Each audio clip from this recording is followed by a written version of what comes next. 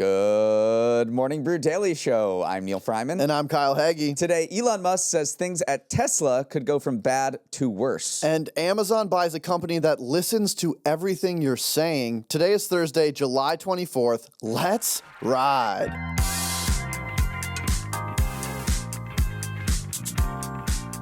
Toby's out for the rest of the week at a bachelor party. Turns out he has friends besides me. Yeah, what the but hell? All good because the fantastic Kyle is here to help take us into this summer weekend. Kyle, did you play Little League growing up? Yo, look at me. Of course I played Little League growing up. Okay, so you know how intense it can get, but one controversy has caught national attention this week. A 12-year-old playing for a New Jersey town was suspended from the state finals because he had bat flipped after hitting a home run in the previous game. He was ejected and suspended for violating Little League's rule for no horseplay and unsportsmanlike conduct, but the dad isn't going down without a fight, filing an emergency temporary restraining order in court to overturn the suspension, saying that Little League promotes bat flipping all over the website and social media platforms, so it's hypocritical that they'd suspend someone for doing that. Kyle, if there's one kind of person you don't want to be on the wrong side of, it is a Little League dad. It's so true, and I played myself, but I was not good, so I never had the opportunity to flip a bat after a home run. I would flip a bat after a strikeout. Maybe that is allowed, I'm not sure, but I feel like if you hit a home run, you should flip the bat. That's my take. Okay. I mean, Little League's trying to promote sportsmanship here. I think most public opinion says this is quite egregious. We'll see what the court says and if this kid can play in the state finals. I want to mention this is a very competitive league and town. They're trying to go to the Little League World Series in Williamsport. So I think that's another reason why it's sort of caught national headlines. I stand with the kid. Okay, now a word from our sponsor, Amazon Ads. Kyle, do you have a favorite tool? I love a good screwdriver. No, I'm more into hammers myself, but I ask because I just found out about a single easy-to-use tool, Amazon Ads. They make it easier for advertisers to plan, activate, and measure their streaming TV campaigns. It can be better than traditional media alone because you don't have to sacrifice reach for relevance. You don't even need to sell on Amazon to advertise, and your ads show up alongside the content your customers love, like Prime Video, Twitch, and top third-party TV publishers and broadcasters. Gain the edge with Amazon Ads by heading to advertising.amazon.com/start now. That's advertising.amazon.com/start now. Someone needs to get Tesla to a supercharger because the company is looking a little low energy during its latest earnings report. The EV company reported a double-digit drop in adjusted earnings for the second quarter and a record sales drop in the same period. Sales went from $25.5 billion in Q2 of 2024 to $22.5 billion in Q2 of this year. The company's adjusted net income, which is a key number Wall Street focuses on, fell $419 million from 1 year ago to $1.4 billion. That's a 23% drop. The aforementioned sales weakness has been attributed both to backlash from Elon Musk's foray into politics, as well as increased competition in the global EV space, especially from automakers in China like BYD. In addition, the recently passed One Big Beautiful Bill was basically a giant yield sign on Tesla's road to continued growth. The bill forces a $7,500 tax credit for U.S. EV buyers to expire in October, and it eliminates the market for regulatory credit sales, which has fed $11 billion to the company's bottom line since 2019. This market allowed for some gas-powered car makers to buy emissions credits from Tesla since its EVs came in below emission limits to avoid paying a fine, and Tesla would have lost money in the first 3 months of the year without its revenue from selling those credits. Now, it wouldn't be a Tesla's earnings report without Elon Musk promising that some groundbreaking technology is right around the corner. He focused some of his remarks on autonomy, both of the Tesla robo-taxi service and Optimus, their humanoid robot. Musk said, quote, "Autonomy is the story. It amplifies the value to stratospheric levels," and said that these technologies will make Tesla the most valuable company in the world by far. Neal, Elon's prediction is quite ambitious, but it always has been.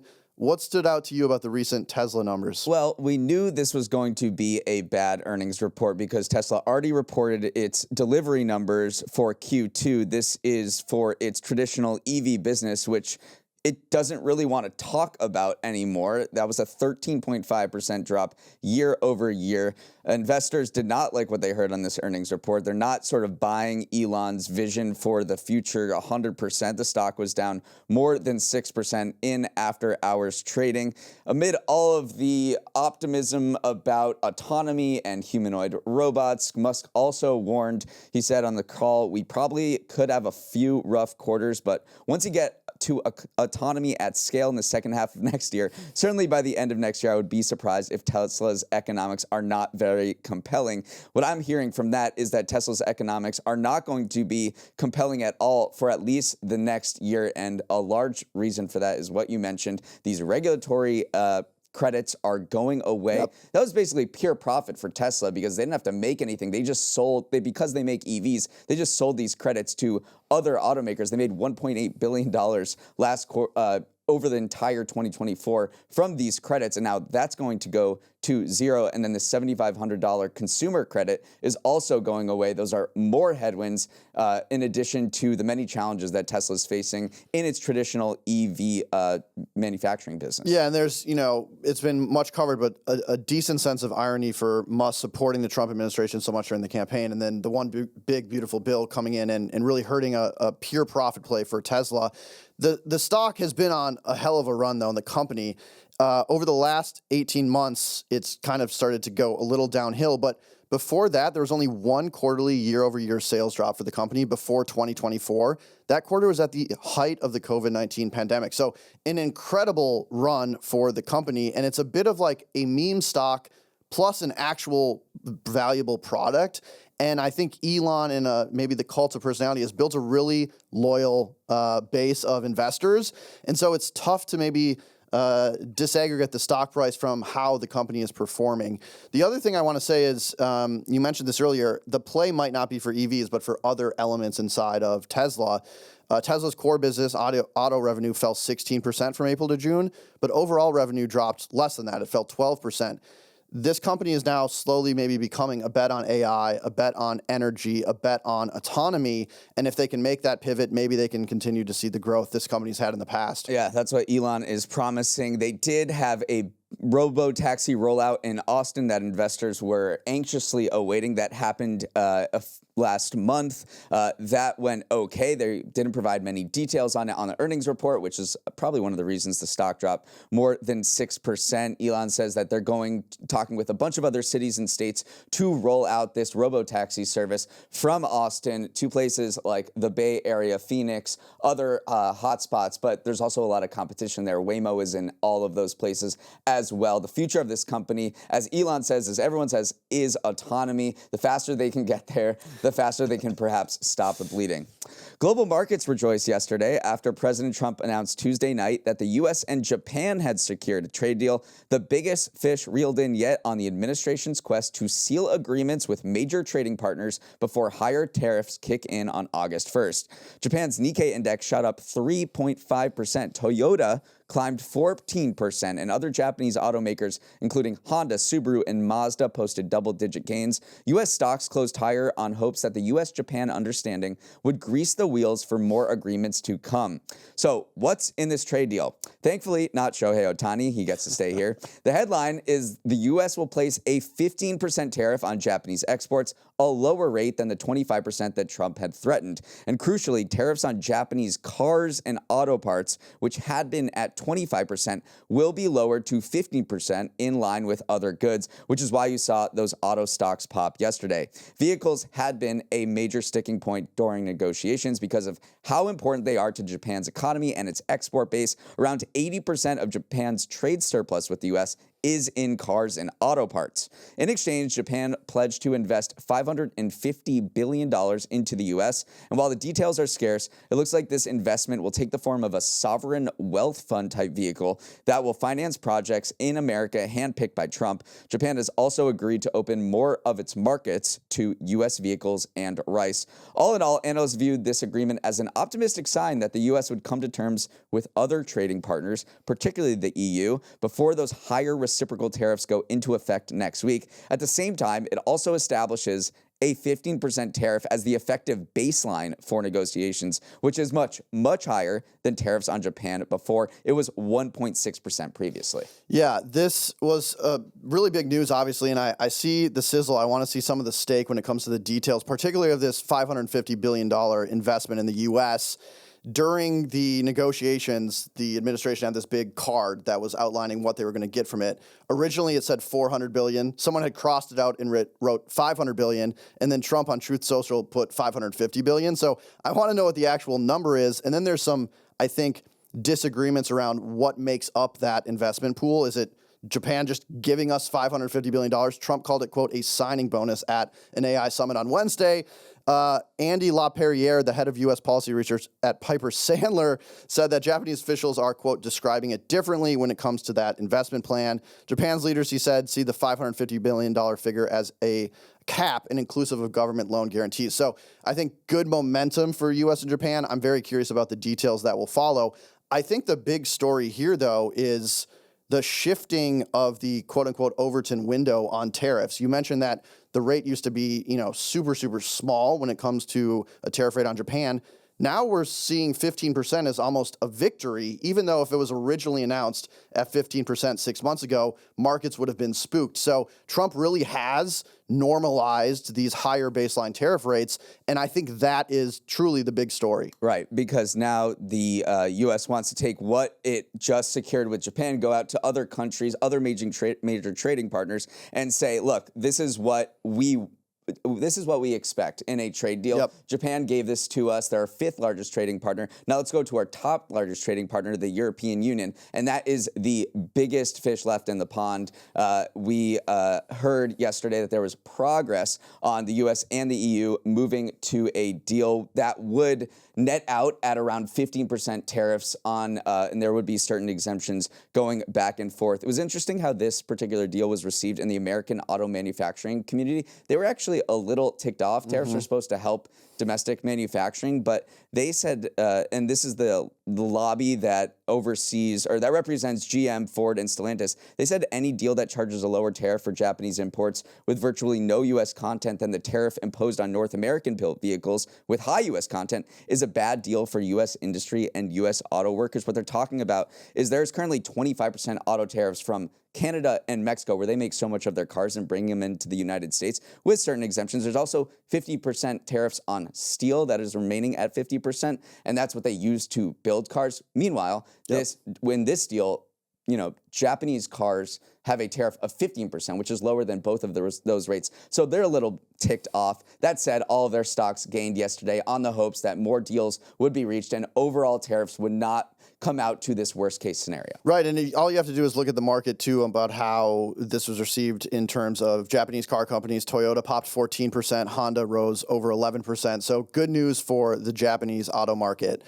Amazon, the company whose logo boasts an arrow going from A to Z, has made the next most logical acquisition, purchasing Bee. No, not the letter, the company Bee, spelled B-E-E, which makes a device for your wrist that looks similar to a Fitbit. But instead of telling you how many steps you took over the day, it transcribes every conversation you have to generate personalized summaries of your day, as well as reminders and suggestions. Now, you can engage with Bee through the wearable and its app, which also, with your permission, can get access to emails, contact, calendar, and other data sets to give it even more context about your life. You can also use what is basically Fact Tinder, swiping right or left on facts Bee thinks about you to continue honing its context. Now, zooming out, Jeff Bezos in December of 2024 at the New York Times Dealbook Summit said that AI would be like electricity, quote, these kind of horizontal layers like electricity and compute and now artificial intelligence, they go everywhere. There is not a single application that you can think of that is not going to be made better by AI. This statement should come as no surprise then when you look at Amazon's AI strategy. The company has introduced a series of AI products, including its own models, chips, a shopping chatbot, a marketplace for third-party models, an overhaul of Alexa, and implementing generative AI to its Ring cameras. So while the big news is Amazon getting B, the letters it's clearly focusing on are A and I. Neal, the AI wearable space. Too much wordplay, my God. The AI wearable space is heating up. What do you make of it? It really is. I mean, Amazon's buying B, and it is very It's not lost on anyone that Amazon is a company that said for many years that Alexa, which was this home assistant that it has, was not listening to all the things you were saying. Now it is buying a company whose explicit purpose is to just be in the background and listen to everything you are saying. So it's an interesting concept. I have thought about whether I would want something like this in my life, to just be around, just be in the background, listening to all of my conversations, going with me about my day, and taking notes, essentially, and telling me all the stuff that I said I would do, but I would forget about. And there are probably quite many things. So I think there might be, demand or market for this type of thing that summarizes your day and helps you make efficient use of all the stuff that you forgot about. At the same time, there are a lot of privacy concerns. Even in certain states, it's not legal for me to record our conversation without me asking your consent. And if I'm wearing a bee, I'm probably not going to tell you every single time I have a bee on, like, we are being recorded right now. You can see how there are huge privacy implications. Joanna Stern, who is the Wall Street Journal tech columnist, tried Bee out. She had a lot of good things to say. She said, within hours of wearing it, I was blown away at how quickly it turned ramblings and random chatter into useful, actionable information. But at the end of the day, she said, the privacy risks don't outweigh those efficiency gains or that usefulness that I found from it. She said the privacy risks were just too high. Yeah, there was a Victoria Song from The Verge had a funny experience with Bee where it has a hard time distinguishing between conversation you're having with a person and radio or TV. And so she was watching Abbott Elementary, and Bee generated a to-do list suggesting she keeps an eye on the SEPTA strike, as it would affect her students' ability to commute. So there's still some kinks to work out here. But I think it's a nice acquisition by Amazon, and clearly OpenAI is moving into some wearables with Joni Ive. There's the Ray-Ban Metas that are moving into this wearable space. The future of compute seems to be maybe off the phone and onto these devices you actually wear on your body. All right, don't go anywhere, because up next, it's Neal's Numbers. Welcome to Neal's Numbers, the segment where I share 3 stats from the week's news that will cause you to do a mental bat flip. My first number will motivate you to grab your Halloween Kit Kats and Reese's Cups ASAP. Hershey's said the prices of its candy are going to go up by double digits, generally falling between the low teens and 20%. And psych, it's not because of tariffs. It's because of soaring cocoa prices. Chocolate candy accounts for 67% of Hershey sales, but raw ingredient costs have gone parabolic. Last year, thanks to bad harvests in West Africa, cocoa futures rose 178% on top of a 61% gain the year before that. While cocoa prices have stabilized this year, they remain more than double their levels 2 years ago and have proven too high for chocolate companies to absorb without passing it on to the consumer. Hershey said that despite the price hikes, 75% of its product portfolio will remain under $4, so it's still economical to go to CVS before a movie and sneak in a chocolate bar. Elevated cocoa costs have forced other chocolatiers to raise prices. The Swiss giant Lindt jacked up prices by 16% in the first half of the year, and Oreo maker Mondelez also announced a price hike. Kyle, when cocoa prices soar, I always ask myself, WWWWD, what would Willy Wonka do? That is the question everyone should be asking right now. I mean, first you have GLP-1 drugs. Now you have high cocoa prices. It's a tough day to be in the chocolate industry. And these changes normally take about 90 days to take effect. I did the math. Yeah. That's 90 days is right before Halloween. I see what you're doing, Hershey's. Okay, so get your Halloween candy now before this price increases, but I guess a smart business move by Hershey's to land this right before everyone buys their chocolate. All right, for my next number, Venus Williams just defied time. At age 45, the tennis legend defeated her opponent at the DC Open Tuesday night, becoming the second oldest woman to win a tour-level singles match in pro tennis history, only behind Martina Navratilova at age 47 back in 2004. In front of 7,000 delirious fans, Williams took down Peyton Stearns 6-3, 6-4, which is wildly impressive on a number of levels. Number one, Stearns is ranked 35th in the world, while Venus hasn't played a competitive match in 16 months. Number 2, Stearns is 23 years old, or 22 years younger than Venus. In fact, Venus won 4 Grand Slam trophies before Stearns was even born. After the match, Venus spoke about grinding day in and day out to rehab from injuries and get back to the top level. Do you know how hard it is to play tennis? She said. You guys don't know how much work goes into this. Like, it's 9 to 5, except you're running the whole time, lifting weights and just like dying, and then you repeat it the next day.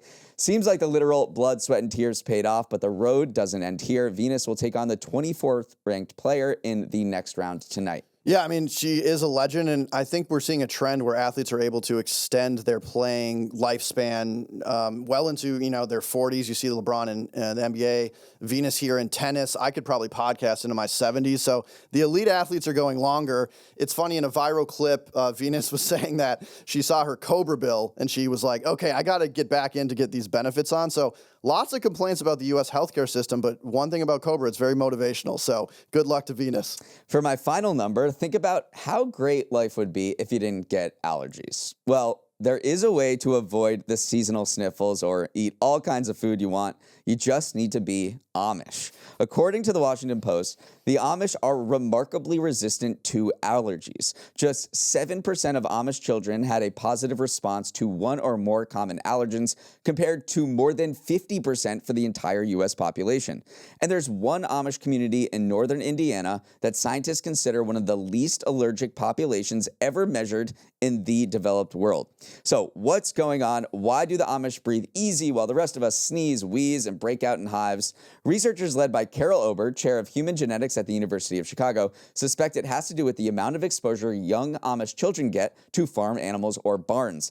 The farm dust that these kids encounter contains protective agents, beneficial bacteria, that isn't harmful enough to make you sick, but it trains your immune system to be less responsive to allergens down the road. This finding builds on the famous hygiene hypothesis from 1989 that found hay fever and eczema were less common among children born into larger families, presumably because of more contact with older siblings.